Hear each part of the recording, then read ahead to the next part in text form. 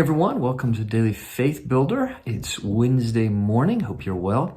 All week long, we're looking at this idea of the joy of community and looking at Philippians chapter 1 and the different aspects that Paul speaks about there that instill joy in us, the joy of community and partnership and fellowship is what I want to talk about this morning. Now, we all know that there are some things in our lives that are just joy-taking, and there's some things that are joy-giving.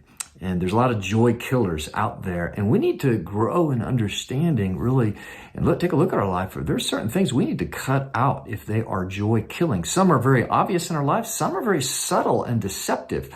The things that can rob us of joy. And obviously media and what we watch, listen, read, all that is involved in that. But also in relationships. This is the most important area, is really watching, are there relationships that are joy killers? Some we can't get away from, nor should we, but it's how do we need to address that issue.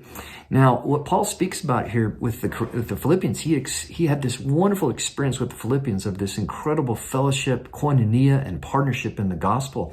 And he writes here to them in chapter 1 and verse 3 and 4, he says, I thank my God in all my remembrance of you, always in every prayer of mine for you, making my prayer with joy because of your partnership in the gospel from the first day until now. And that word actually in the Greek means, for partnership, also means fellowship, koinonia.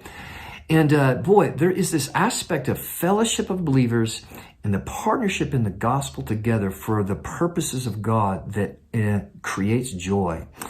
The greatest relationships that are forged in life are relationships that are long-lasting, lifetime relationships. Are those relationships that are forged in the mission, a fellowship that is united around a common purpose and united around serving God and His mission in this life.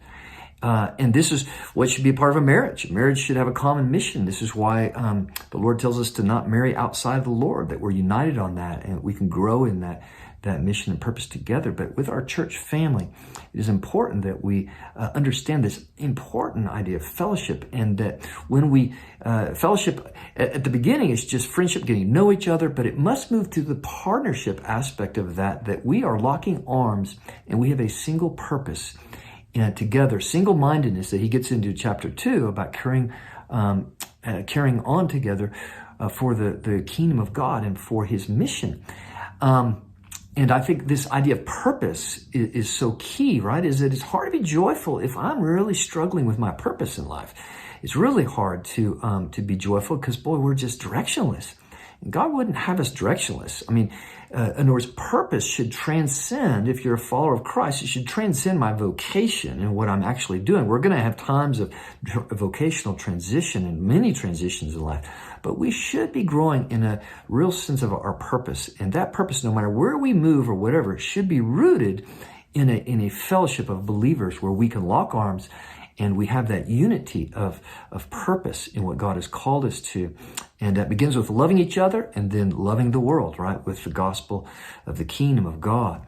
And so this intimate aspect of joy is that joy is intimately connected to fellowship and partnership in the gospel. And he goes on in chapter 2 to really talk about just rejoicing in that the Philippians were financially involved with him and they stayed prayerfully involved with him. It was a huge encouragement to Paul, especially when he's in prison, knowing that he had a church family who were supporting, praying for him, and boy, that's the case for us too. There's something that is just it's protective. It gives us joy, instills joy in us when we know that we have others around us who we're in partnership and fellowship with that are praying for us and supporting us.